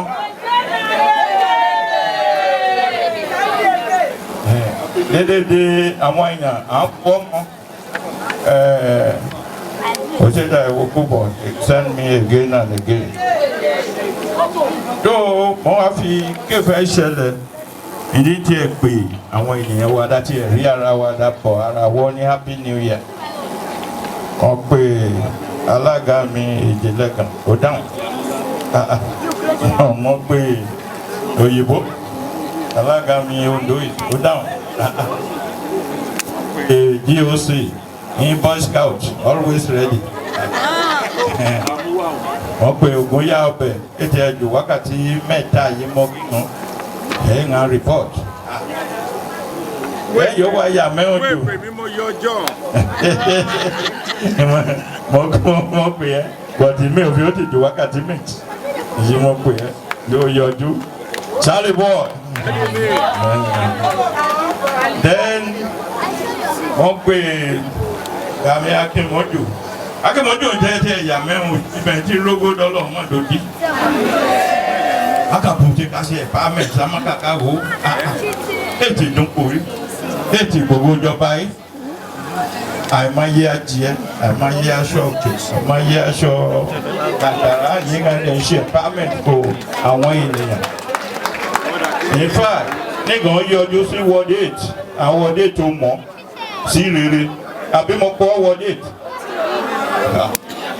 so ọlọ́run àpò ẹ̀yìn nígbẹ̀rù wọ́n pe òun náà ó yọjú ọ̀nà kan yóò yà mẹ́rin jù ó ṣe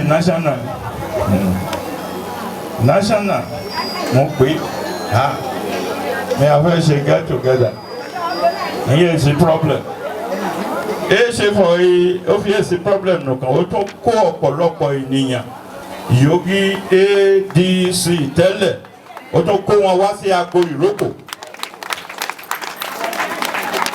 bí èmi Oyèdèmí dúró sí agbo ìrókò dọ́nà mọ́ta sá lọ nífi ìrókò ó mú ẹ̀mẹ́ ẹ̀ ó mú sìn òlú ó mú sìn ayé èkókó jẹ àrí gọ́fìnà yóò kó bẹ̀tán ló gbé ló ṣe ìgbéràjò ló fi ilé ẹ̀ṣẹ̀ rù ló dọ̀nà Àbújá EFCC àbí but ordinary area commander èpè ìrókò ló wà jẹ́jọ́ fún ọdún mẹ́jọ 8 years. Esio, no ya no mando obi ejele deme kidede jesi mi masi esio eso no ya no mando Ìmẹ̀jẹ̀ mẹ́jẹ̀ o mẹ́dọ̀nù yà mọ́wọ́ tẹ máa yà o ìyẹn tàn wá ọmọ yà ìyẹn tàn wá ọmọ yà. So wọ́n á fi àwọn òkèjì oyin máa fọ̀ yìí èdè wa dábàá mójú iná sí adé àrí. Ìrókò ó ṣe ọ̀rẹ́ mẹ̀kúnnù nípa ti ètò òṣèlú. Ìrókò nìkan mo rí Ondo State tó ní public servant ní ọmọ appointment kò ló ṣe 586. Àwọn yìí wọ́n dẹ̀ ń kò yí ṣe lógó àwọn mẹ̀kúnnù yìí ọ̀nà mú ẹ̀ iye ti ra mọ́tò rí láyé ò rà ọ̀nà iye ti kọ́lé ó ṣe foundation ó kọ́ owó àkọ́kọ́ san dáhùn tó ń kọ́ nà mú ẹ̀ àkọ́kọ́ ná owó yóò ara wọn dédé àná ó dà iye dí ìrókò tó kú oyè tán dáhùn fẹ́ àwọn àìdáhùn ní ìrókò náà mo wá fi dáhùn bá sá lọ àwa kan èyí kọ̀ dẹ̀ sá lọ ọlọ́run yà dúró ti wá. Because dábàá fẹ́ ṣe rally fún election látago mẹ́sàn-án wọ̀ títí dàgo mẹ́sàn-án lẹ́ dábàá kó lover boy nágo mẹ́sàn-án wọ̀ àgọ́ mẹ́sàn-án lẹ́ padà déédéé Ondo di àdúró gbọ̀ngbọ̀n ọ̀nà mọ́ ẹ̀rọ ìró bákò ní èjú ọwọ́ méjèèjì bẹ́ẹ̀ ọ̀nà mọ́ ẹ̀gbọ́n mọ́ ẹ̀ ó pé kò ìrókò yín ìròyìn ọmọ ẹ̀ yí o ìmọ̀dá child wọn ti bí wọn ọ̀fẹ́ lọ́ba ìdẹ̀ǹdì ká dìbò wọn dàjọ́ ògbìn kú dédé náà jọ ẹ̀yìn.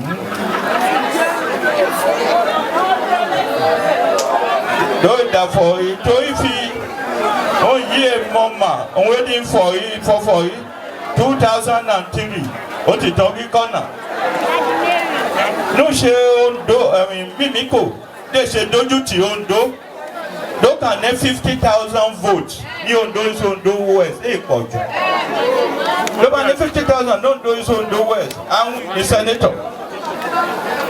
senator di ìnájọ́ hello di ìnájọ́ ògiri ògàsákẹ̀ lórí bẹ̀ ní tọ́tàn project yà wọ Ondo lọ́dọọdún èlé dé ní 2 billion torí nga ẹ̀ ó ti àdá principal officer so dídò kò ṣe senator kò ṣe chairman committee on health ní senate ìnájọ́ ṣe principal officer òun yà wọ Ondo kingdom ẹni mà fi yẹ ẹ̀ ní gọ́fúnà mọ́ ṣùgbọ́n olúwa ròyìn bí kálukú ro àpótá ẹ̀ 5,000 6,000 10,000 à ń di nídìkúdì ọtí bẹ́ẹ̀ àwọn kàngàngà nẹ́yìn wa àwọn kàngàngà wa nẹ́yìn wa dáhùn sá lọ sí ibòmú ẹ̀ nígbà ẹ̀ bẹ́ẹ̀ wá ká gíyàn wọn ní afífi làpẹ́rín àwọn ọmọ yín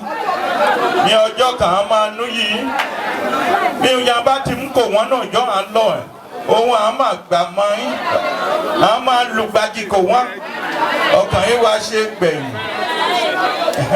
nítorí tí a bá bẹ̀ sí ká mú kò wọ́n àwọn ìyá bá ń bẹ̀kẹ́ ulẹ̀ á túlé wọn yín o so tòótọ́ bí ọjọ́ àgbọ̀nrán wọn kí pèmí náà fi tòótọ́ yìí tí èso yìí àárín lẹ́yìn kan lọ ṣùgbọ́n iná mọ́dún fi àwa náà ní àwa rí àwa kòró ó yẹ ká dúpẹ́ ó yẹ ká ṣọpẹ́ ara sán atẹ́kùn fẹ́ ìjìjà kò gbé wa lọ ó yẹ ká dúpẹ́ last year ẹ̀ńsà sójà dédé wa yorí bẹ yẹ pẹ́ nù àdúpẹ́ nílò ọlọ́run praise the Lord kòró ó jà ó jìgbèjì ó jìgbẹ́ta ṣùgbọ́n ẹ̀pín nì ọlọ́run yàrá pín nì lọ́dún yìí o yorùbá olùfọ̀ ìwọ̀n gbẹ́gẹ́ nígbà àgbọ̀nwé àmàjẹ́dáká lò torí kí prevention is better than cure there's nothing like you kill me, I kill you. Only you bad equal revenge. You equal. Take I see koro, but that can't shake. That prevent koro. Koro ya muwa o. Ni ọdún yìí ara koro ni muwa. Jíjẹ agbèsí náà ẹ̀ àmúmọ́ ìlàmú omi sí ìdákan pé kò ní kálukú tó ká lọ nígbà tó fi dá má gádà. Dìímà àti gbé díje. Dìímà àti gbé kánópì. Ó yẹ dàtú díẹ̀ sí àwa wa. Ok? Mú ọmọ ńyàn. Ọmọ bá ṣáà ti yànyàn. Yóò ṣe ìjàgbá ìnáwó ọlọ́pẹ̀tẹ́. Àṣẹ. She was promoting the unity. And united we are today in my family. I can say that between me and my wife, and between my wife, myself, and my family, we are all united. Therefore, in our family, too, political family, we will be united and we win success in the name of our Lord Jesus Christ. Don't worry, oh yeah, that go around our people. Look at ṣeun for a lọ sí ẹgbẹ́ mìíràn. Abẹ́ ọba nọkùndí. Èmi sọ pé nà. Òun àwọn olóṣèlú kan déédéé fẹ́. Torí ó yé mi for lóbàdà 2023. Ọ̀ní bá fẹ́ gbé àpótí president. Dénà fẹ́ ìbò l'Ondo state. Àmọ́ la approach mi kò. True of us. Ìyó kọjá yìí òun máa ṣe evidence mi àti APC àti PDP àti ADC àti dédé wọn ẹ máa kó ẹ̀dọ̀ ìrókò. àwa ń gba ẹ má ti lọ àfi ti lọ ó sì fẹ́ wá dé wò bọ́ sí èdè tó bá ṣe pọ̀ yóò dá unite nígbà ẹ̀ àti àgbà gọ́ọ̀mù ìgbéraga àwọn ṣe wá ní ìta ọlọ́run yẹn ìgbéraga ṣe tó wà. Mímí kò ó lọ ó bọ̀ ìbọ̀mọdé. Promo center láyé ní family ọ̀nẹ́ ní accident lórí mà ọdún tí tẹ̀ lọ nígbà ẹ̀. Ọmọ mi níbi tí mímí kò bọ̀dì bẹ́ẹ̀rí ẹ̀mà ẹ̀rí bẹ́ẹ̀ mọ́. Ọlọ́run ní ìmọ̀ microphone ní alẹ̀. Máa kọrin Ebenezer Obey. Nípa yìí kọ́ ò láyé. Thank you, sir. Báyìí kọ́ láyé ṣe wà láyé ọ̀dọ́ òyìn. Ọba ló wà mí lókè tó wáyé báyìí sí rere. Greetings, mo kú orí oyè ní ọdún kan àbọ̀ sẹ́yìn. Ṣùgbọ́n vision yìí àfi oko tó fọ̀ nù ètò àwọn bọ́jẹ̀ tí wọ́n ti ṣe àtẹ̀ à ń ṣe solar power wọ́n ti odò ìwé ètò lọ lọ́tàn kẹ̀kẹ́ àti ọ̀nà mọ́ ilé bí òun jẹ́ oṣù kan ọlọ́dẹ pàdánù ọ̀rọ̀ èmi ọmọ kó bẹ̀ ní June wọ́n ti ṣe bọ́jẹ̀tì ní January wọ́n ní fòbẹ̀ ní June ètò lè ṣe bọ́jẹ̀tì mú ti tẹ́lẹ̀ òun àáka implement mo ṣe yẹn ó kéjì mo ṣe empowerment àti ìyẹn ẹ̀ ilé fọ ẹ̀ wọ́n ó ṣe yẹn ṣe empowerment for 85 people Ondo West makamaka oyè kan ọ ní kan pé ó ti àtúnkàn wọn ní stickers of Ondo yóò rọ ní 1965 ní 6,700 pounds ní 1965 ní gbìmọ̀ gbẹ̀ from 1 lẹ́yìn bá ní 20 pounds ó dé akọ bọ́ngálò Ondo but báyìí nẹ̀ èlú lé ó ní fi ọdún méje pàdánù rọ èlú lé ní gan sí àṣìṣúlé ẹbí síbẹ̀síbẹ̀ ìjọ màhúrú but ọlọ́run kẹ akílàjà yóò mú bá gbé wọn ewúrẹ́ ilé kò máa yẹ ọ̀kẹ́ òun ọ̀rọ̀ náà lórí. Àkókò division mẹ́ nábẹ́ Ondo province nípọ̀tà wọn pé wọ́n ẹ̀ ń develop àwọn yẹn gbalẹ̀ lálẹ́ dẹ́n tó ta dẹ́n ṣe Ondo develop mi afọ ìdí ẹ̀wọ̀n curtis náà la mú mi à ń mú mi nínú wọn architect rí nẹ̀ àbí civil engineer rí nẹ̀ tẹ́ bá kọ́lé architect dàrú ṣẹṣẹ mi àfi ẹ̀fẹ́ iye ìṣúnábúlé báyìí lè tagbó ayé ẹ̀ tẹ̀ gbàdágà kí bẹ̀ ṣe ń ra bọ̀dé ní gẹ̀ bá ti dán máa ń doyò náwó ní ìdèdò wá sókè kẹ́tì á ṣe develop ìṣó àbáyé pàṣẹ bẹ́ẹ̀ pàṣẹ ọbẹ̀ dàmà dàda gbé wúmọ̀ yìí dà gbé wá sógbájú ayọ̀ dáfídó nà wọ́sà ayọ̀ dáyọ̀ gbèdè tó bá ṣe tòótọ́ bá ẹ ná 6,700 acre dòdò sì mí lòdò lè lọ síwájú. so ní ẹbí àwọn yìí wọ́n ti mú ìjà jẹ bóyá náà wọ́n ti ẹ̀rí pé ní ìtàlóòrò àsùn bọ́dà lẹ̀ adégbòrèmí ìgbégbá wọ́n á lé kó bẹ̀ mú wá sí ọ̀nà 4 kilometres náti INEC lọ síbẹ̀ nọ́tọ̀ náà sì bẹ́ẹ̀ ẹ̀ ti kọ́lé wọn ní.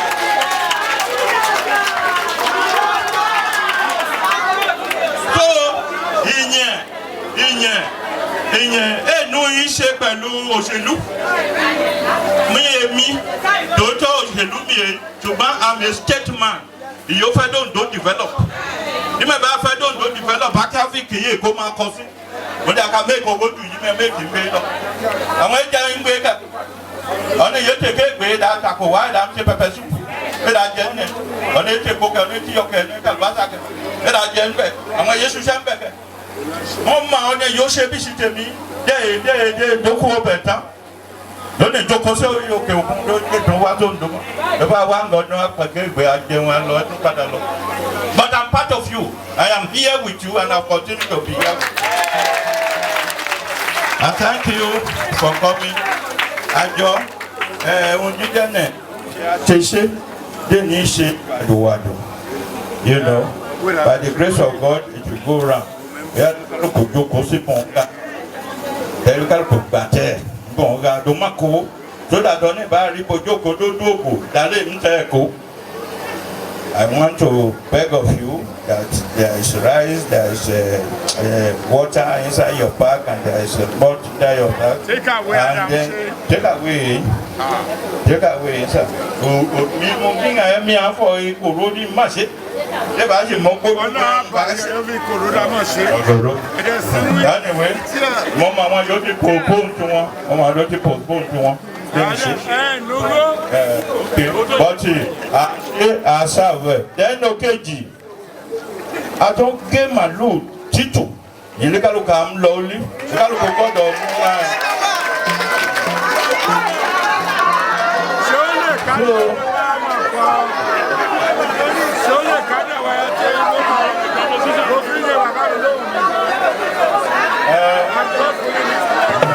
Agawa. On est about to go down for you. Thank you. God bless. Everybody food up. Sorry. Everybody food in the láti wọ́n. Tí wọ́n bá ìwé ìròyìn, a ṣe yìí.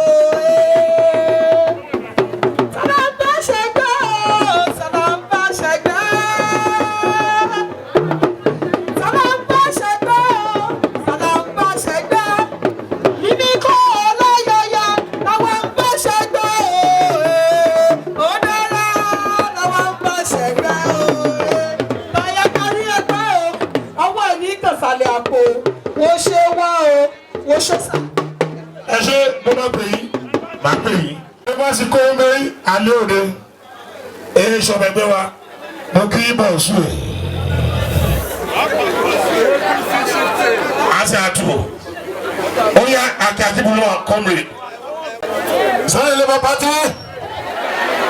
Àti fìdí bá ti pè é ẹni dáhùn àbí. Sunday Labour Party. Honourable sir. Dédédé àwọn yòówó high table a máa kí wọ́n o. ìwọ tí inú rẹ bá dùn kó pàtẹ́wọ́. A compulsory day, everybody pàtẹ́wọ́. Ìwọ tí inú rẹ bá dùn kó pàtẹ́wọ́ o. Ìwọ tí inú rẹ bá dùn tó sì fẹ́ k'Ọlọ́run mọ̀ o. Ìwọ tí inú rẹ bá dùn kó pàtẹ́wọ́. Ẹ jẹ́ kí gbogbo wa ṣàlélúyà o. Praise the Lord o. Òwò ọmọ ọ̀yọ́dún yìí wo ti lò náà yẹ́ àbí? Ọ̀nà wọn ẹ̀ mo ti rí bàbá kan náà wọ́ ẹ̀yẹ ìwò ló ń lójú ẹyọ kan sí. Ọ̀yọ́dún wọn wù ẹ́ ló lò sí ló bá ṣe ẹyọ kan wá pàtẹ́wọ́ ẹyọ kan. Ló bá ṣe méjì wá pàtẹ́wọ́ méjì. A compulsory ọ̀nà bá ti máa fi ọdún wọn pé ló má pàtẹ́wọ́ wọn sí. 10, 33, 20, 30, 35. Pẹ̀lú yíwó tí lóye ní ẹ̀sìn pàpà tó wà bí 40. Mo like àwọn yòówó ìwà table. Mo like 50, 60. Praise the Lord. Náà ìjọ àìsàn ọdún lílá. Mo fẹ́ kí àwọn ohun ṣẹlẹ̀ sí mi. Náà kọ́kọ́ dédé wọn àbá ń dúpẹ́ lọ́wọ́. Bọ̀dú ọmọ bí ẹ̀ka. Mo wo ọmọ bí ẹ̀ka. Mo wo aṣọ. À ń kọ́ sẹ́yìn ẹ̀ ask me. Mo pe mo bí ẹ̀ka ó kọ ẹ̀. Mo dàjẹ́ bí. Mo rí òbí ẹ̀ka. Bí mo ṣe dòdúkọ́ lórí mi rò ó náà yá ẹ̀ níbẹ̀ à ń compress. Hello, náà yá ẹ̀ à ń compress. Mo fún bẹ́ẹ̀ mo press yẹ̀ rò mo dàjẹ́ bí. Àfi gbòòsà. Dáì tó fọ́, ọlọ́pàá ti fi bí ọkọ àtàyà dájọ ká jẹun nínú àwòkán náà yìí. Ó dà sàn yín. Bí ọkùnrin àtòbìnrin dájọ ká kọ́wọ́ pamọ́ sí àkáǹtì kan náà yìí. Hello.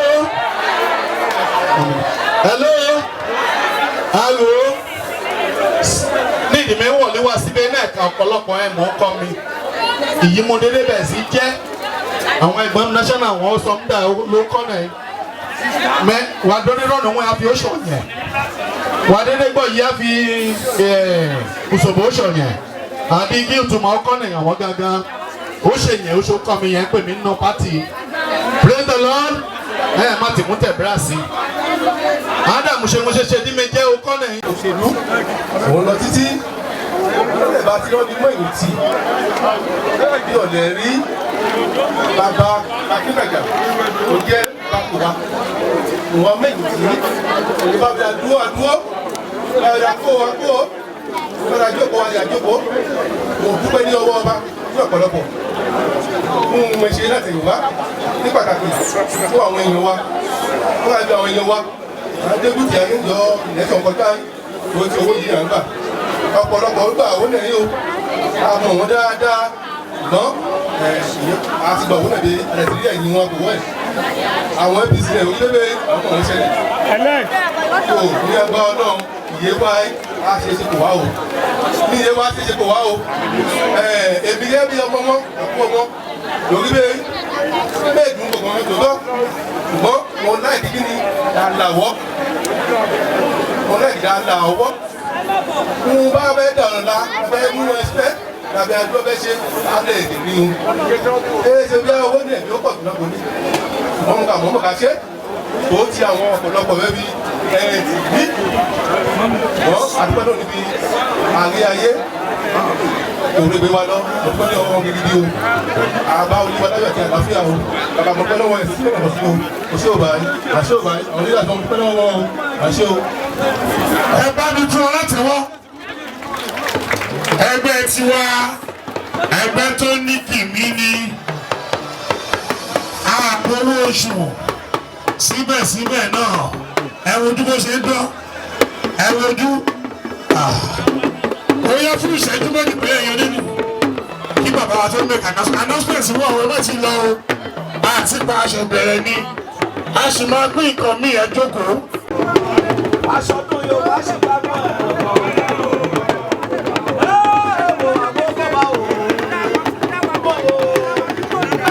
Aṣọ ṣòfò náà.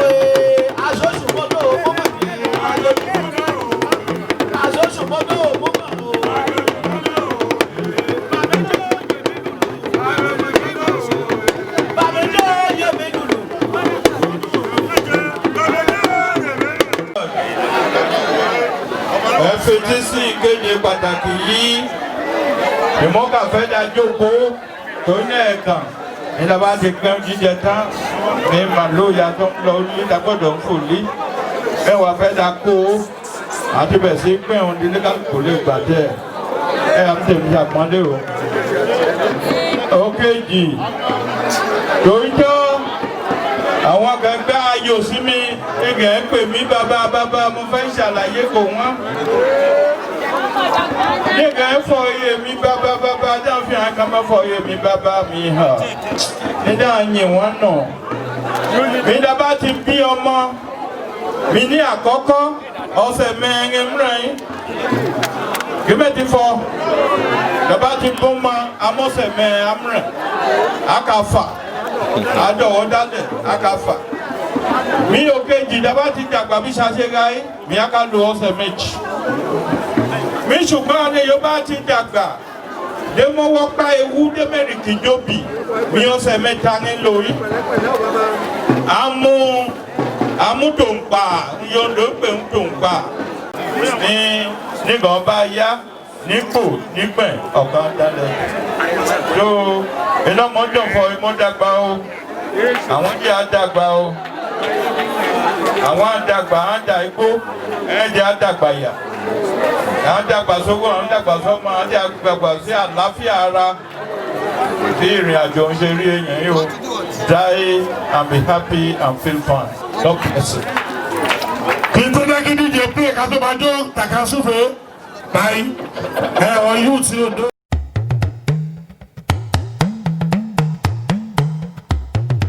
Orísun ìyè ọba aláṣẹ Jésù mo bẹ̀ ọ́ o jẹ́ kí n rówó ìkórè sọ.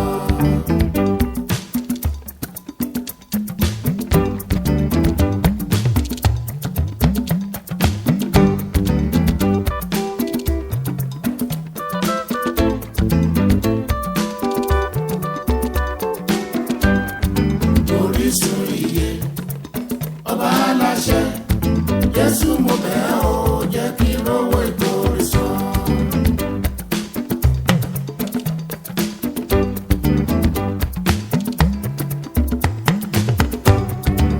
Ọdún bẹ́ẹ̀ ti dé o, èmi àmówó ìkórè mi wá.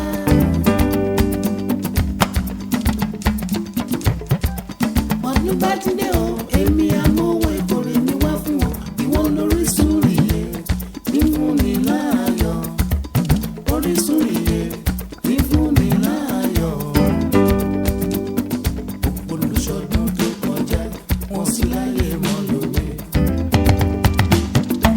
Olùṣọ́dún tó kọjá wọn sì láyé wọn lóye. Kì í ṣe bẹ́rẹ̀ fi ọ̀wọ́n o, àfi gbórúkọ rẹ̀ dání bàbá wa. Orísun ìyè ọba aláṣẹ Jésù mo bẹ̀ ọ́ o, jẹ́ kí n rówó ìkórè sọ.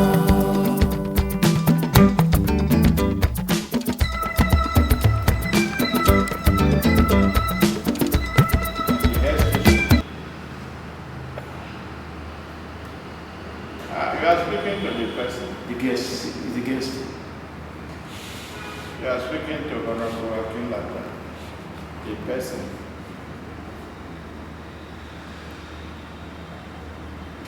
Okay, all right.